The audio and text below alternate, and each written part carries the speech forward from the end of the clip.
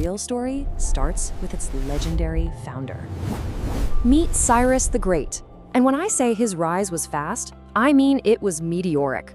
In just 2 decades, think about that. He went from leading a small nomadic tribe to forging the largest empire the world had ever seen. Just stunning. But here's what made him so different. After he conquered the great city of Babylon, instead of doing what everyone else did, burning it to the ground, Cyrus did something, well, revolutionary.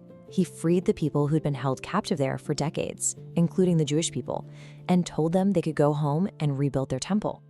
This was so huge, so completely unheard of at the time, that in the Hebrew Bible, Cyrus gets a title given to no other non-Jew in history, Mashiach, or the Messiah, God's anointed one.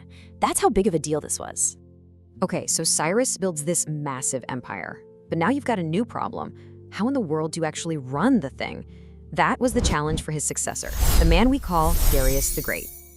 And just to give you a sense of the scale, at its peak, the Persian Empire was home to maybe 20% of all human beings on Earth.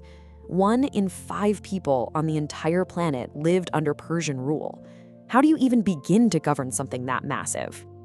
Well, Darius's solution was nothing short of genius.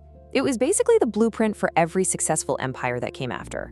He divided the territory into 20 manageable provinces. He connected it all with the royal road. Think of it as the world's first interstate highway system. He standardized money and measurements to get the economy booming, and he built this incredible bureaucracy to keep track of it all.